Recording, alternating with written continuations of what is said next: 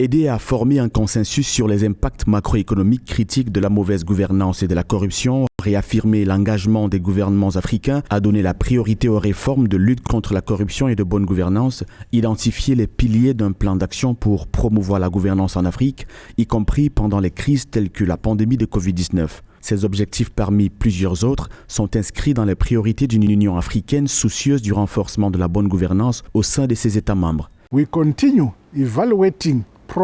Nous continuons d'évaluer les progrès dans la lutte contre la corruption et avons apporté plusieurs modifications à la législation et adopté les meilleures pratiques, en particulier la commission anticorruption du Zimbabwe qui a été reconstituée et habilitée afin de mieux s'acquitter de son mandat comme indiqué dans notre constitution nationale.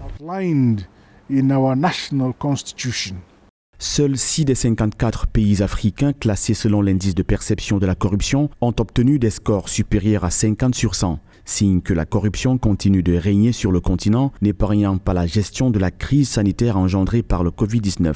L'Union africaine apporte à ses membres du soutien pour qu'ils se remettent des pertes économiques infligées par la pandémie, estimées à 12% du PIB du continent en 2021, selon la Banque africaine de développement, et renforce leur résilience grâce à une meilleure gouvernance.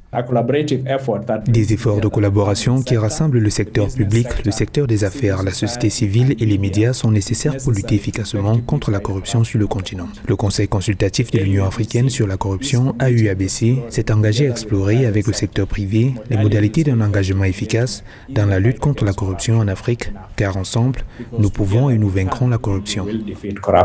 Selon les Nations Unies, investir dans un pays relativement corrompu peut coûter jusqu'à 20% de plus que dans un pays qui ne l'est pas. Dans le procédé de l'Union africaine, la numérisation et les données massives sont considérées comme des outils de promotion de la transparence et les comportements éthiques. Ceux-ci réduisent la fragilité et tracent la voie d'une transformation durable pour l'Afrique. Pour réaliser les objectifs de développement durable, il est important de s'attaquer à la corruption.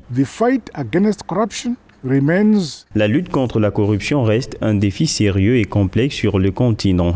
Les réseaux de corruption deviennent de plus en plus sophistiqués, imprégnant toutes les couches de notre société. La nécessité de construire les institutions fortes et robustes pour garantir que tous nos actifs et ressources naturelles profitent à la majorité plutôt que de rester dans les poches de quelques-uns reste primordiale et urgente.